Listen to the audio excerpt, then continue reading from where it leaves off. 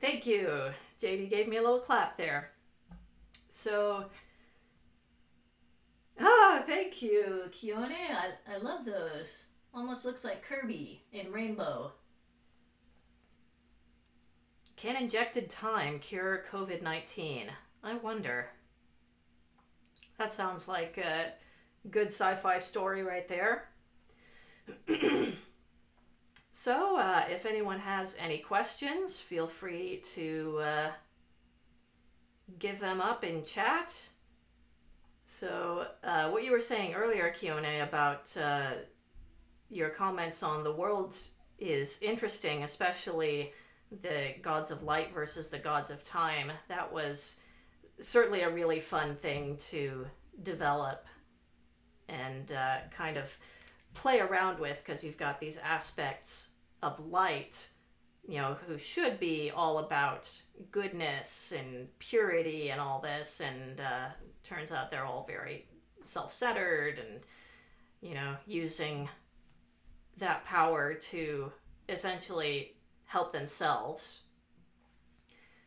Whereas the gods of time are not so favorably looked upon by the people because they're more things that humans can't control. But JD asks, how do you develop your world, and do you consciously try to make it different from other fantasy worlds so you're not just, say, writing about I can't believe it's not Middle Earth?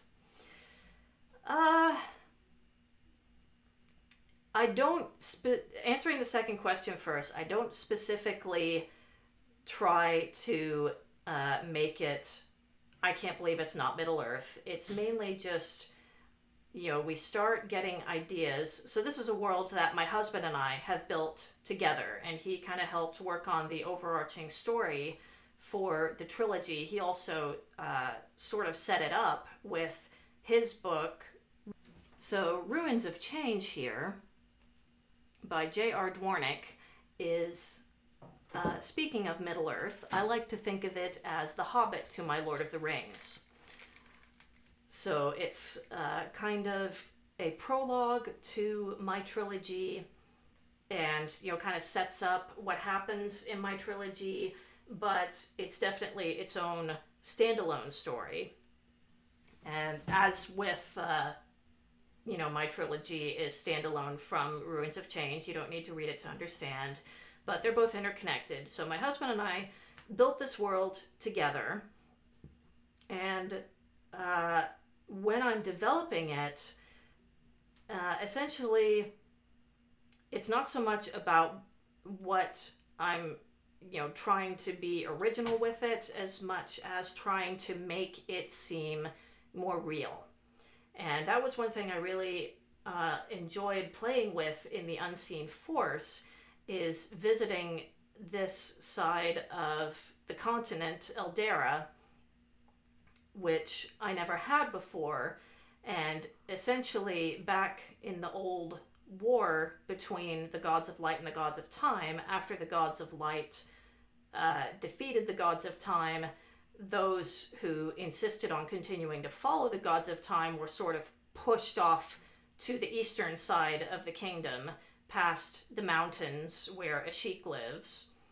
I suppose I was inspired a little bit by the fact that so much fantasy, at least classic fantasy, there's a little bit more diversity these days, but so much of it is just different flavors of white people. So I really enjoyed in the Unseen Force bringing in some more people of color and different cultures and things.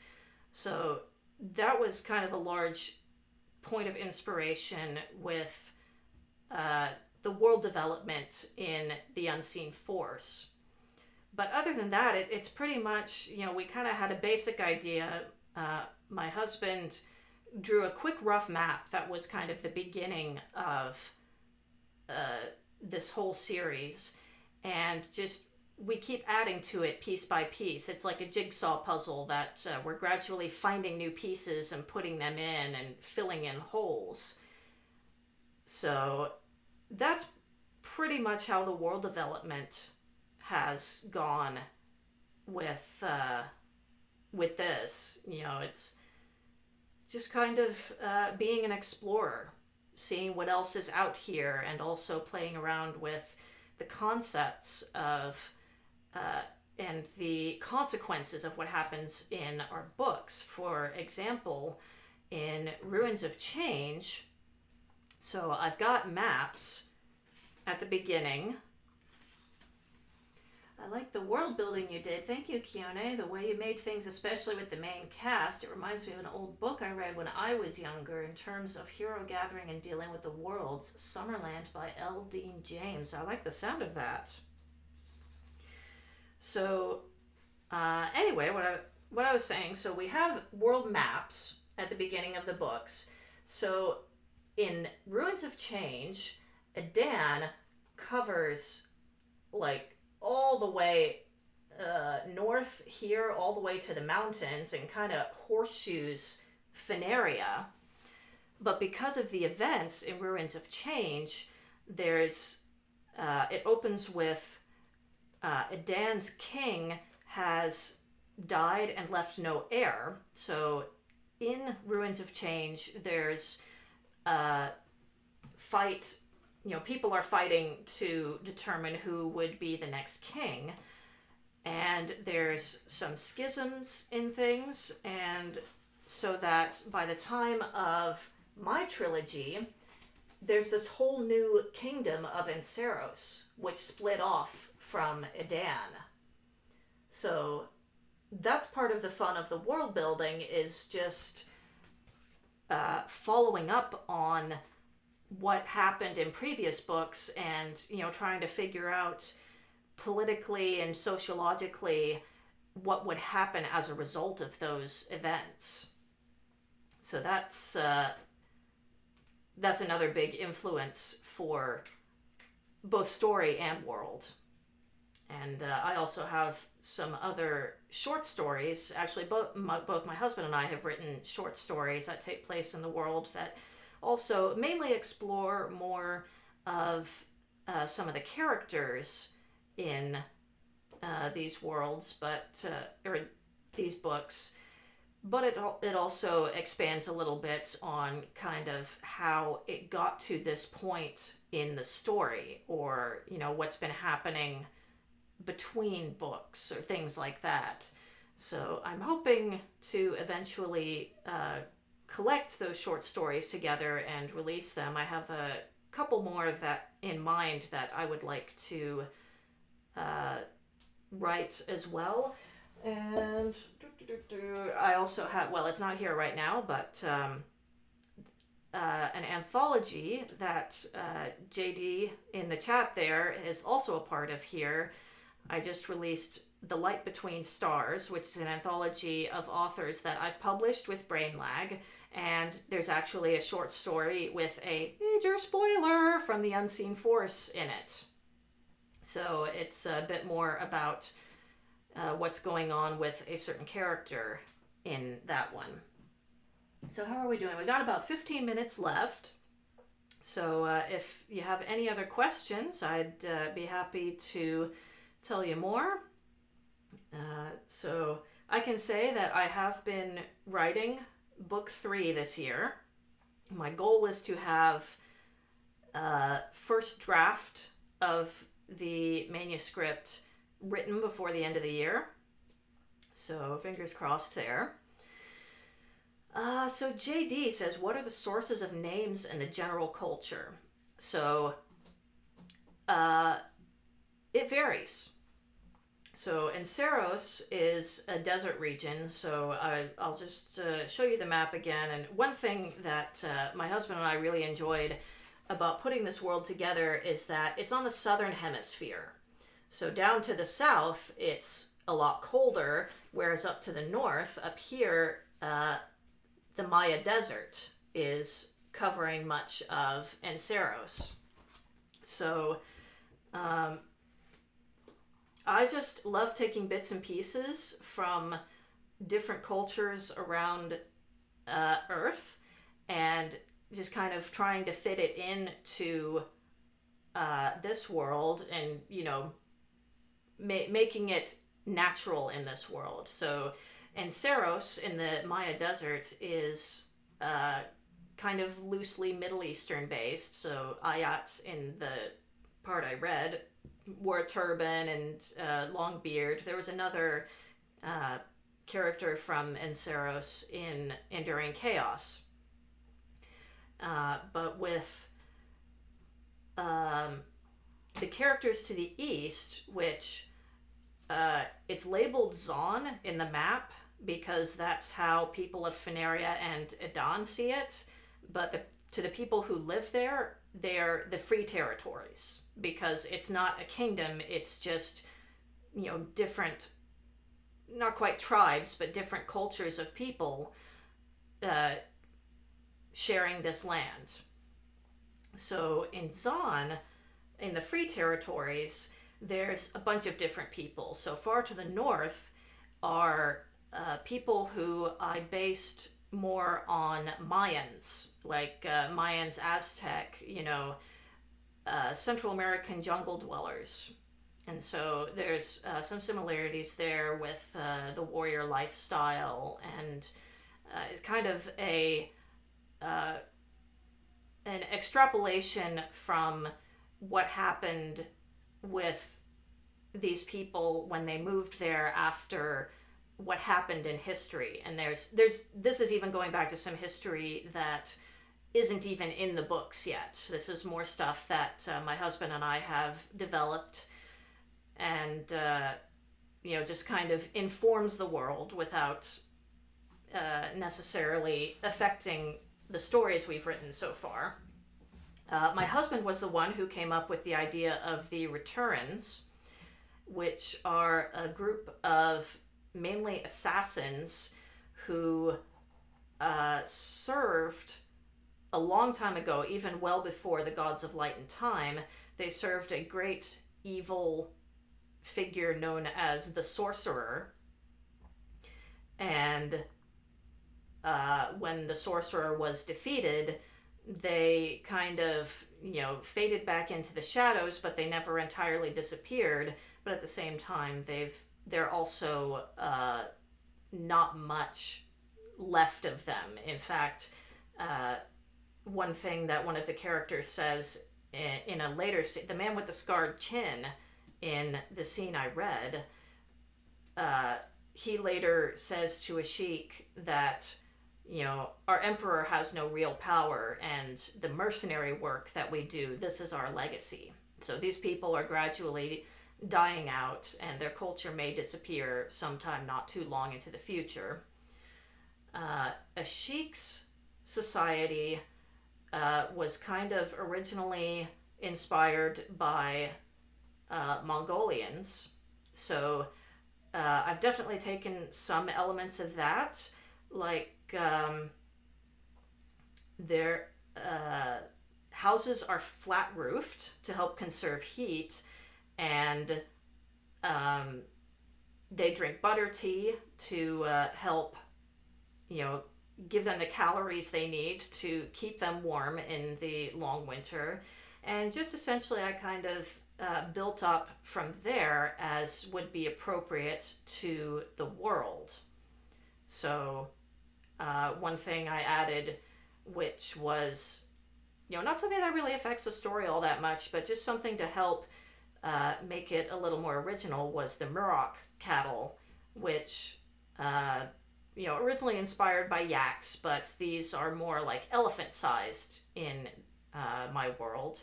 And they're something that are a staple to the Ashik's culture. Karali is the name of their people, the Karali people. So, they use the hides, they use the meat, they use the dung for making fires. And that's kind of where a lot of my ideas come from, as I start with a little nugget or kernel of something and see how it would work in my world. So I've kind of droned on a bit. JD says it feels like it could be Ignatius Donnelly's version of Atlantis. Unfortunately, I'm not familiar with that, nor have I read The Baslag novels by China Miéville. I know the one. I'm trying to remember the one book of his that it was one of the top books of the 2000s, I believe, and it's on my to-read list, but I haven't made it yet. But unfortunately, I'm not familiar with these other novels you mentioned. A 19th century crank who traced all cultures to Atlantis. Well, that's interesting. So, I suppose it kind of is, in a way. So, yeah, a lot of the cultures in the book are uh, a lot of it, especially on the western side, kind of arises out of this ancient war between the gods of light and the gods of time, um, because it had a huge impact. It almost wiped people out. They kind of had to start over from scratch. So a lot of stuff originated out of that, and then farther back in the past was this great battle against the summoner, and other cultures are kind of derived from that. So Baslag has an insane but weirdly credible history. That sounds interesting.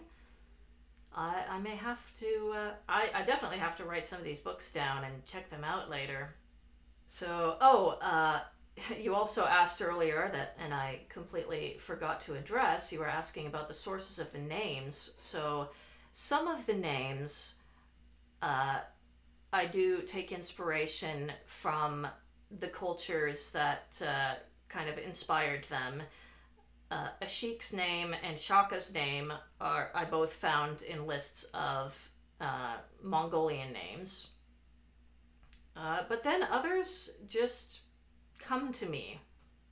And a lot of the names, I just kind of build them out of I haven't fully defined the languages, but I have an idea in my head of what kind of sounds they use, and just kind of put different syllables together, different sounds, into making something that's appropriate for it. So yeah, a lot of these names are actually out of thin air, and there was one name that the first time I tried to write The Unseen Force, which was for NaNoWriMo many years ago, the chief of Ashik's village was named. And there's just too many characters in The Unseen Force, so I had to trim out names where I could so as not to confuse readers overly much. As an example, one character's first scene takes place at a noble ball. So there's all these different nobles congregating around there, and I had a number of beta readers tell me there were just too many names. I guess I have fun naming things, but that is something that humans like to do. But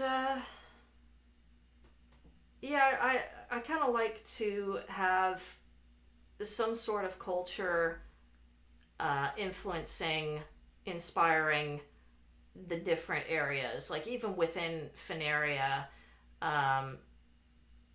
there's definitely a lot of English sounding names, but the character I mentioned, Garrick Magni, where he lives on the western side of the kingdom, it's more based on medieval Russia in kind of its culture. So I guess I just have fun going all over the world and bringing it into my world. About 5 minutes left in the hour I devoted. It's been a great conversation. If you guys have any other questions or comments, feel free to add them in. So please be sure to visit brain-lag.com. I will put that up on camera. Brain-lag.com is my company's website. So you can find out more about the books there. You can order them there. They're also available on Amazon, through Barnes & Noble. Some of them at least are available through Chapters Indigo for those of us in Canada.